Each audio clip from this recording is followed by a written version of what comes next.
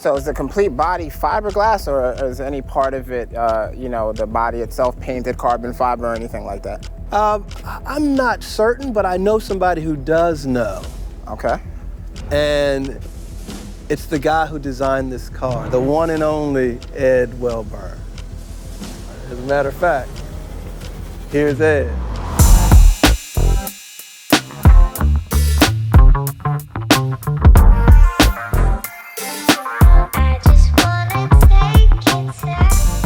Welcome again to Wheels and Wealth. And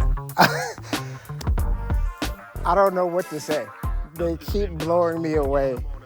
It's nuts. I'm Khalil Marcano, your host. You know this is Wheels and Wealth, where we interview very successful entrepreneurs and entrepreneurs that are car enthusiasts. And again, today we've got an amazing treat for you. We have Ed Welburn, who's joined us on set today, the former head of global design for General Motors. He is responsible for the C7, the C8 Corvette, as well as having worked on the C6, responsible for what we know today as the modern version of the Camaro, I believe also the Cadillac Escalade.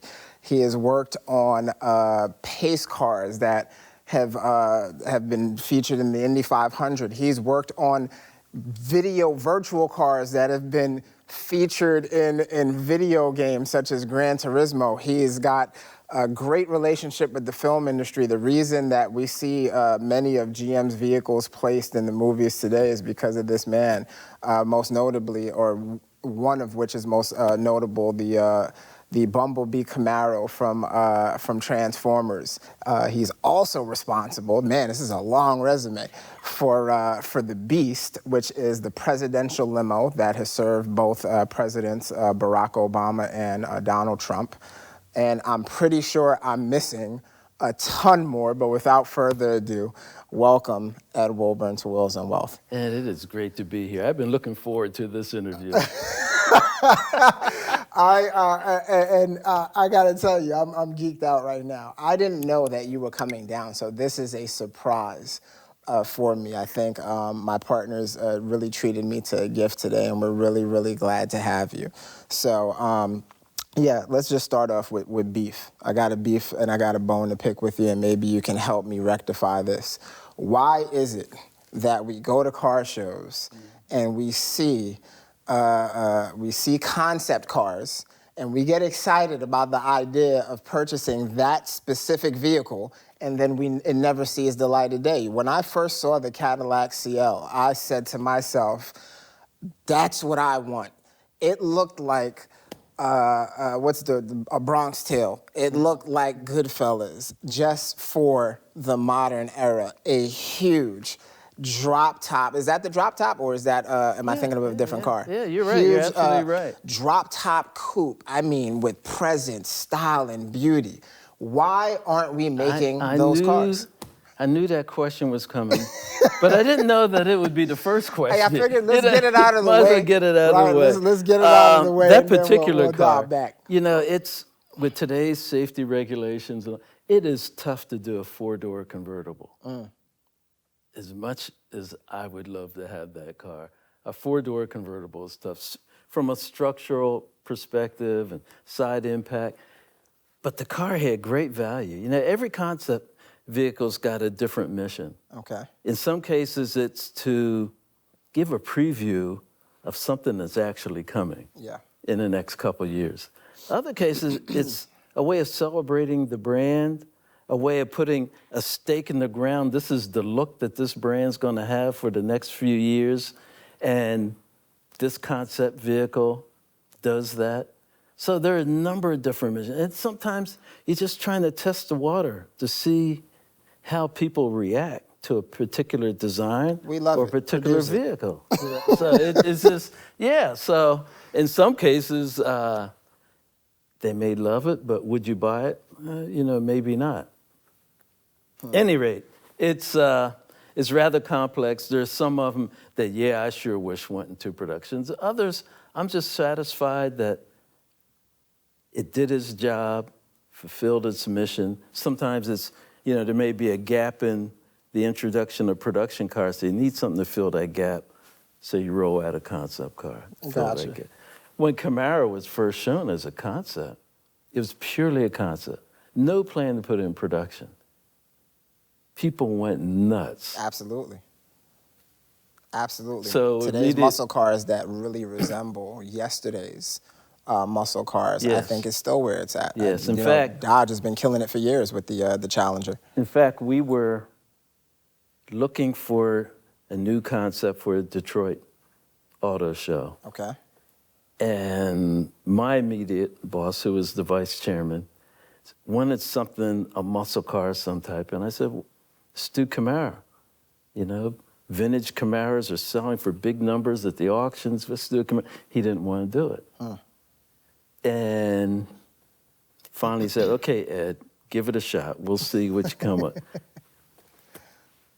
And the rest is history. Yeah. Awesome. And like midway through the development of the concept, Michael Bay came to visit, looking for something to be Bumblebee for the Transformer movies.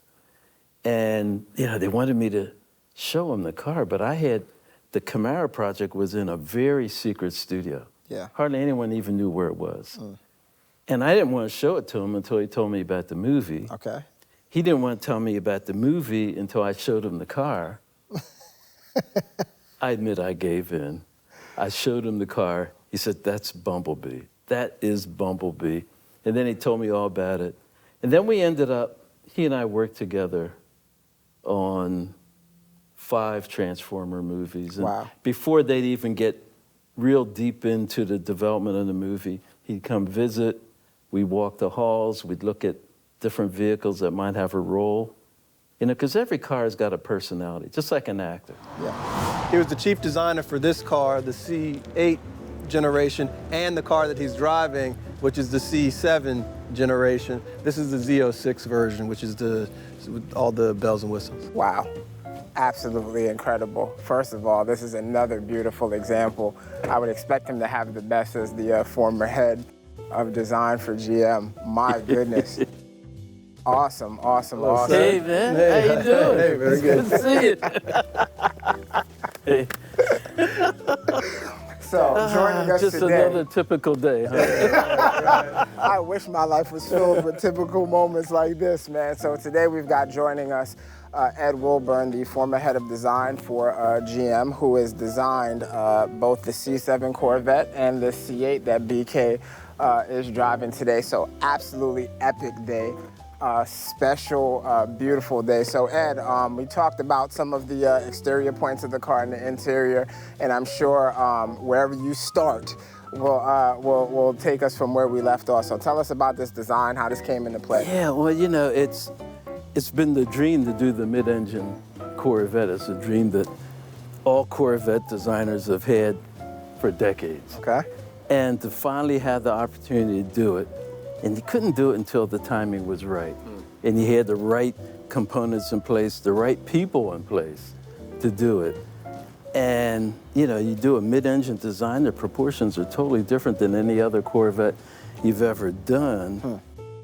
And yet its proportions are very similar to other mid-engine cars. So you really had to make what is Corvette really scream out. It had to be strong. It had to say Corvette from a distance away. And that's all in the forms, the shapes, the shape of the front end, which is very unique. Corvettes always had that pointed front end. Yeah, absolutely. And might as well step over it. And then the whole form vocabulary needs to kind of reflect that. It all builds from this point right there. Everything just splays out all the way around the car. Looks like the emblem. Exactly. Yeah. Exactly. Wow. Beautiful. It's good. You captured it. I just told BK that I hate when sometimes I'm too honest, right? And I shouldn't share moments like this on camera, but I've never been a huge fan of the C8, okay? And he pulled up in this example of it, and all of a sudden, I'm a fan of the C8 Corvette, and I don't know if it's the color, I don't know what it is, but it's important. In part, it's the color. It's being up close and walking around it. I love this color. I love the wheels. Oh yeah, everything the about the is entire amazing. package is just right. It just really works. So, have you ever cheated? Meaning, you're a GM guy. Wait. He's like, get offset. You're a GM guy through. You know, it's funny, man. When we roll the tape back, they you know, my partners laugh at me because they're like, what were you thinking? They're always cracking up. That's what I was thinking. No, have you, right, the expose. Okay. No, have you ever cheated on GM? And I mean, do you, in my mind, you probably own all GM products. Is there a Shelby Ford in there? Is there an Aston Martin in there? Like, you know, I love Aston Martins. Oh, it's my, listen, I love them. It is my favorite And you know marquee. what, in the past, I was not a fan of 911 Porsches. I'm still laughing at your reaction. I know. Well, the first question was, you know, there you go. And then the second question, and I was already thinking, well, what's the third question? No, I promise it'll get easier. Oh, okay. But, you know, I really like what Porsche's doing. I like Aston Martin a lot. Some Ferraris. Have you seen the new DB12? DB12. That's the newest Aston Martin that they're releasing. They literally just released it a couple of days ago. No, I haven't. Oh my God. But anyway. Yeah, they're doing great stuff. And you know, there's a lot of good stuff out there. There's a lot of bad stuff. Yeah. There's some scary stuff that's out there. You know, it's just, you know, I was always a fan of Darth Vader. Okay. But I wouldn't want his nose on the front of my car. Right. If you can guess what brand that is. But at any rate, so there's a lot that I really like. I don't own a car from one of our competitors at General Motors. So you've never cheated? There's a couple I'd consider getting. Which ones? You know, I love coupes. Me too. I love coupes. You know, I love the Rolls coupe, the Bentley coupe. You know, I love them both. But very different from each other. Yeah. But I like them both. Is it true that you knew you wanted to design cars at the age of 10? Or was it 8? It was 8. 8. I mean, I first started... So this is true? Yeah, it's true. I first started drawing cars when I was like 2.5 or 3. You know how toddlers draw stick figures of horses and people and buildings? I was drawing cars. Wow. They were just an oval with a couple wheels, you know, and very simple. Age 8, we're at the Philadelphia Auto Show, and there's this concept vehicle that totally, I was crazy about cars already. Yeah. And this concept car blew me away, and I said to my parents, this is age 8 now. When I grow up, I want to design cars for that company. It was the Cadillac Cyclone. I have no idea what that is, by the way. And by age 11, I figured out where it was designed, and I wrote a letter to GM Design. Do you know how crazy this sounds? This sounds like something that is out of a movie. That sounds insane. And I mean insane in a way that is so amazing. No, but think about it. Think about it. You think about Olympic athletes, they don't wait until they're 20 years old to say, you know, I'm going to You're right. be an Olympic athlete. At a very young age, they started. Look at Lewis Hamilton. You know, he was, you know, driving carts at a very young age, and by age 11, it just keeps coming up so often with people. McLaren had recognized him. Wow. And at age 11, I wrote a letter to GM telling them I wanted to be a car designer when I grew up. What courses do I need to take? You know, what is it that I need to do? And they sent me great information. And I just followed their lead. And not only did you become an automotive designer, you became one of the most prolific of our generation. Absolutely incredible. Thank you. So, 44 years. Yeah. Okay. You went to Howard University, Yes. and they offered automotive design there? No, they didn't. And it happened at a period where there's a big transition going on, because most car designers in the early days of the industry they hired artists who loved cars. Okay. And then by the 60s, there were a couple schools that offered a major in car design. And that was gradually developing, and that's where the transition began. My senior year in high school, I applied to all those leading schools of design. They had a major in car design. General Motors had given me a list. Okay. And I received rejection letter after rejection letter after rejection letter after rejection letter. Wow. And I decided, well, okay, in the past, they hired people with great art backgrounds who loved cars. I applied to Howard University School of Fine Arts. And actually, it's the best thing. I mean, going to Howard was just phenomenal. The environment, the instruction that I got, it just, in many ways, rounded me out.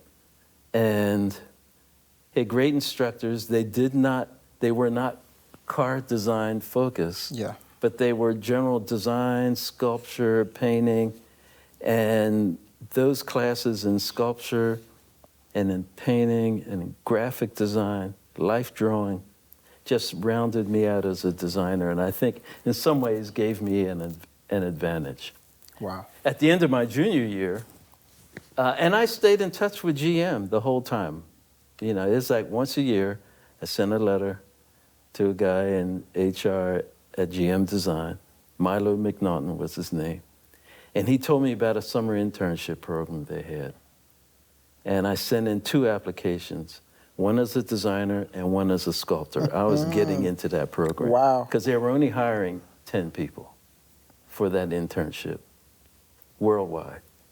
I got in as a sculptor. And the whole time I was there for the summer as a sculptor, I was also learning design. And at the end of that internship, only one person was hired as a designer, and it was me. Now, my favorite version of the Corvette you pulled up in, so this is your personal vehicle, right? Yes. C7, very important car. So tell us about this. What am I looking at right now? Well, it's again, it's C7, it's the Z06, 650 horsepower.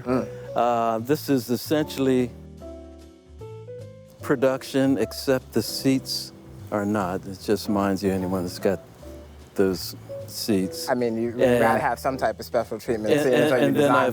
Then I've got listed all the studios that I led at General Motors. So on here we've got Warren Advanced, Michigan, Warren, Michigan, North Hollywood, Cali, Shanghai, China, Shanghai Advanced, Luzhou, China. I can't pronounce that. Rüsselsheim, Germany. Yeah. Sao Paulo, Brazil. How do you say that? Incheon, South Korea. Bangalore, India. Melbourne, Australia. So you've worked on site and led all of these different those were locations. all my studios. Wow. Yeah, 1,400, close to 2,000 creative individuals. That is absolutely incredible. I'm freaking out right now that we even have you on set with us today. So tell me more about this car. So it doesn't, yes, I know I wasn't going crazy. It looks like a manual from here because of the the way it, but the shape is just right. It just feels great.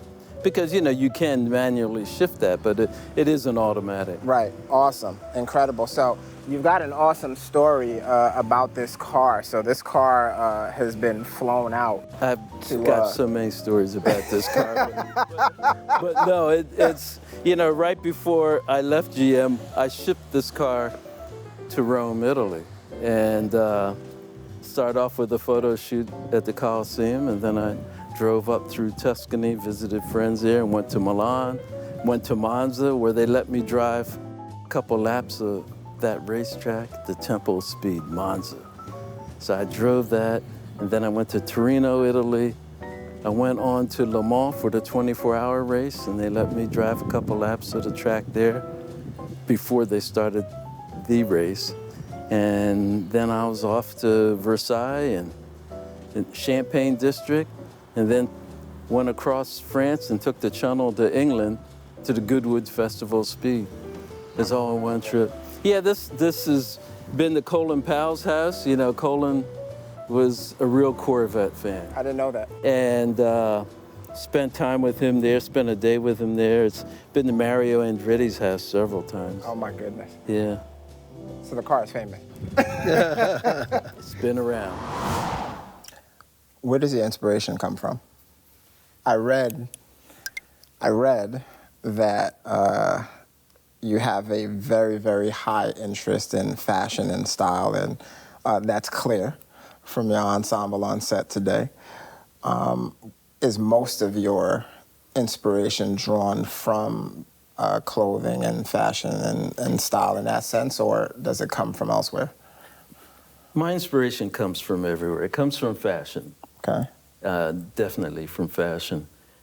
It comes from nature. It's amazing when you really look at a flower, you look at a plant up close, you look at the texture on the skin of an animal or the fur that an animal has. One day there was a bug on a window in my house, and I'm sitting there and I look up at it, and the pattern that was on the wings of that bug were unbelievable. It became inspiration for, well, a shoe that I designed recently. That's incredible.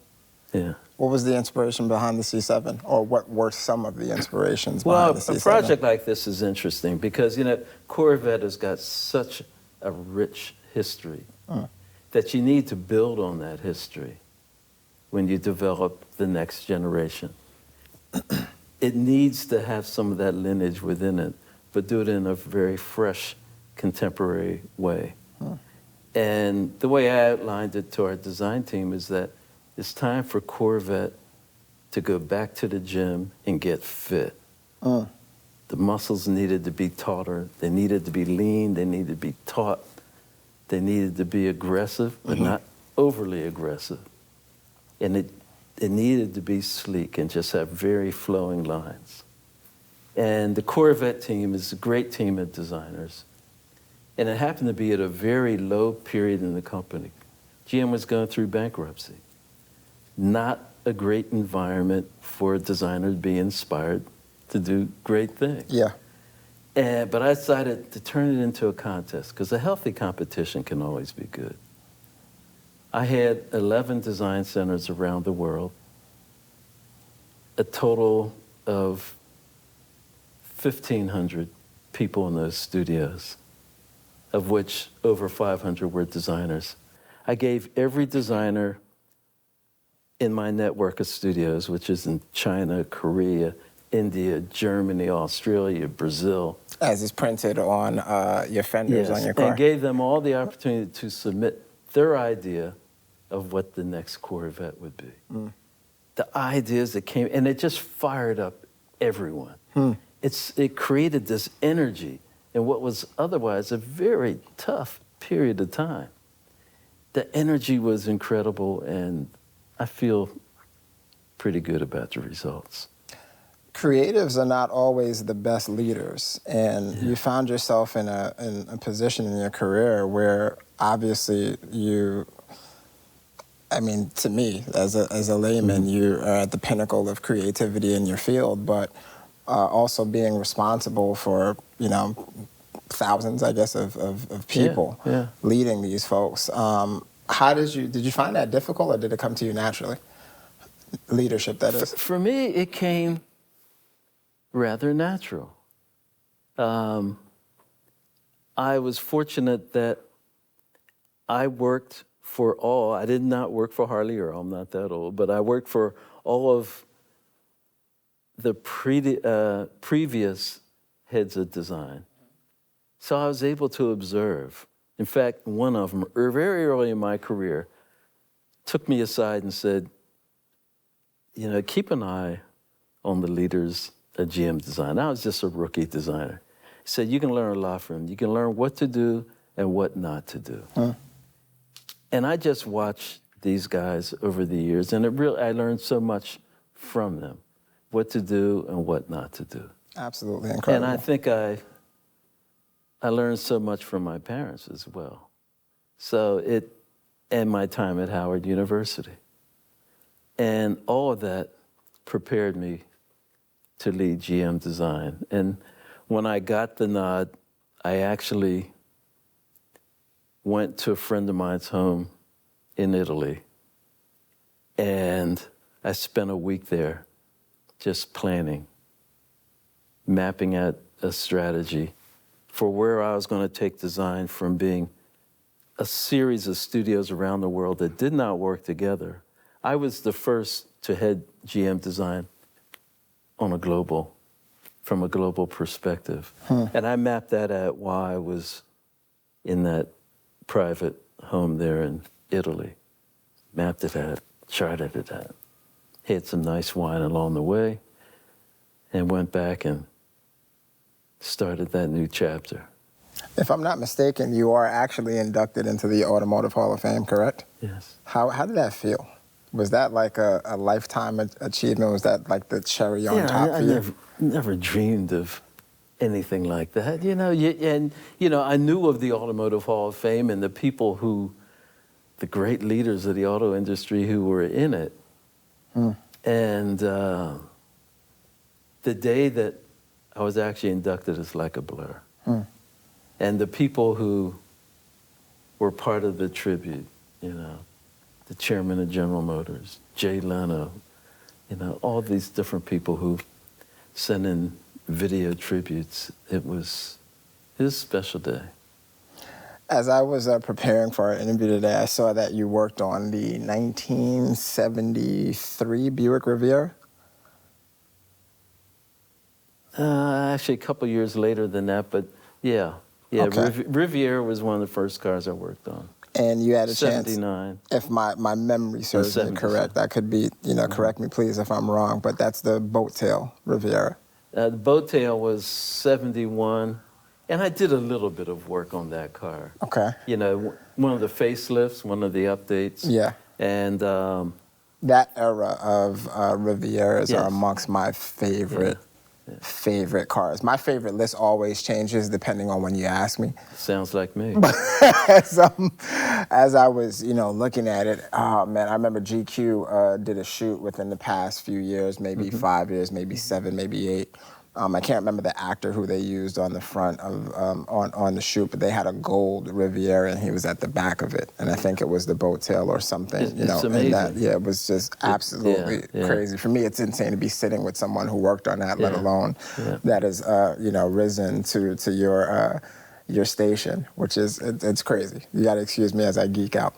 Yeah, I'm told that I've worked on over 500 car design projects. That is nuts. I never kept track of that, but somebody in the PR organization figured that out. So although you're retired, do you still do some work in the industry as far as design is concerned, or are you completely done? No, I'm completely done with design at the moment, with General Motors. It's kind of interesting because once I left there and I started, writing for a couple car magazines, and I judged classic cars at Pebble Beach and a number of other classic car events, doing design work, shoe design work. I just had this passion for sketching shoes. So now you've gone from drawing inspiration from the fashion world to actually designing in the fashion world. And a lot of my inspiration comes from the automotive world. Wow. It's kind of fascinating. That's incredible. Yeah. Okay, interesting. Yeah. Top 3 cars that, we always like to bring us back into the circle of wheels. Actually, before we even get to that, this car has made some trips. So where else has it gone internationally besides Italy? Yeah, I shipped it to Italy. It was in Italy and France and England, ending up at Goodwood Festival Speed. Drove it up the hill at Goodwood. A black man, American man, driving what is probably one of the most beautiful examples of a Z06 I've ever seen. Thank you. In Europe. Must be a hell of a sight. It was. I got to tell you, when I got to Monza, the Temple of Speed, one of the most famous Formula One tracks in the world, and I had to go there, and they had invited me, they wanted me to come. And that track is in the middle of the largest park in Europe. And GPS, which was great all over Europe, kept taking me to the entrance to the park. So I get to the entrance to the park, and I go away. And then it kept sending me there. So I went there, drove in the entrance to the park, and a couple of little Italian men are sitting there. They're just kind of sitting on a bench with their cigarettes, and they're looking at me like, what is? What is this? And then all of a sudden, about 30 little kids came running over, screaming. They came running over. I said, no matter where I am on the planet, little kids speak English. Wow. So I asked them how to get to the racetrack. Yeah. And they gave me directions. They all got together and they gave me directions. And you go down here and you turn and go. So I followed their directions, and here I am, black man in this big silver Corvette, kind of loud, driving down this little lane. Which is an exotic car over there. Yeah, very exotic. Yeah. And people are looking at me like I'm nuts. What I didn't realize, the kids told me how they would get to the racetrack. Yeah. They would take this sidewalk down, and then I'm You driving want to take down a car there. Yeah. I'm driving down a sidewalk. I thought it was a narrow lane. I'm driving down a sidewalk, and people were looking at me like I'm crazy. Oh, Once my I God. figured out that, That's hilarious. and that's how I got to Monza. Wow. So I imagine, right, we're here in America, and when we see Lamborghinis and when we see Ferraris, we're blown away, right? I imagine that when this landed in Italy, this was the star of the show. It was pretty amazing, because it's an interesting thing to see adults and their kids. It's like the adult wanted to show the car to the kids, and people come running up. It was great. And when I got to Versailles, stayed at the Palace Hotel there in Versailles, and I pull up to check in. There's an Aston Martin there, and they move it out of the way and park the Corvette. Aston is my favorite marquee, by the way. Oh, I love Aston Martin. I love it. And I have a great photograph of the doorman with a little pink handkerchief wiping off the front of this car. Oh, my goodness. It was just that kind of magical trip. That is absolutely incredible. By far, this is the one for me when it comes to Corvettes. I love this car so much. So, guys, gentlemen, without further ado, we're going to take you inside and start the interior portion of our interview. If I'm smiling on camera right now and cheesing hard, it's because I'm still in a state of absolute disbelief right now. This is crazy. I mean, you wake up and you're you, but but we've got you guys on set right now, and I get to explore the brilliant minds that make you who you are. You guys are important in the world of what you do, and it's just, we're really, really thankful and excited to have you on set. What you with us guys today. do is important. Absolutely. And I just could not wait to get here. Did we get that on camera? I like to do this thing where we talk about, at least in the moment, I'm sure it changes, but top 3 cars that you would like to own, right? Whether or not you're able to get them, just top 3, what would they be? Well, right immediately, now? what comes to mind right now, tomorrow it might be something different. 48 Cadillac Sedan. I'm a coupe guy, and it's a coupe, fastback coupe. I love that car. 48 Cadillac Sedan, or 49. The latest Rolls-Royce coupe. So which one are you speaking about, the Wraith or the electric one that's coming, the Spectre? That electric one is It's crazy. fabulous. It is. I mean, it is very, very edgy, surprisingly edgy. Amazing. And I like it. Yeah, it's beautiful. And I like it. I really like it. And I like the Bentley coupe. Bentley coupe is gorgeous. Yeah. It's, you know what I love about Bentley? You get everything. You get a car that I mean, I don't know what it's doing next to Z06, but I mean, it's fast. It's really fast. It's incredibly fast. You have luxury on a scale that, you know. Yeah, great interior. Yeah, it's beautiful. Great interior. Nice big, heavy car, and it's fast, and it's beautiful, and it's bold. One of my favorite Bentleys, I don't even know what it's called. I'd have to show it to you once we're off camera, but it's like a classic, super classic Bentley. It's I know Ralph Lauren has one in his collection. It's the Blue Train, or the I don't know what it's called. But it's insane. Yeah, it's nuts. You know, I was at his collection last year. It's unbelievable. It's not open to the public, and very few people see it. Wow. I'm certain that you've seen all that there is to see in the car world. You've seen it all. No, there's always more. I've seen some interesting things, but you know, yeah. As we put a wrapper on our interview, because again, we've covered the wheels, but I really want to speak about the wealth portion. And contrary to popular belief, the wealth is not just about money. The wealth really refers to the abundance of knowledge, of experience that you've gained. One of the core principles of Wheels and Wealth is I like to give folks what I call it actionable intelligence, meaning we give them some solid takeaways that they can actually act on. And one of the things you said that stood out to me was that GM told you what you needed to do, right? And it was very specific information. So times have changed, okay? So if we were talking to the next generation of designers, what's the plan to get them on the path to be the next Ed Welburn? Do they go to art design school and they learn how to sculpt and draw, but not necessarily with a focus on automotive design? Or do they go to specific schools where automotive design is the thing, and that's where we're looking for the next great minds to come from? You know, what's their path going to be? First off, I've got to say, I'm so proud of what you do, what this show does. It's incredible. Thank you. It really is.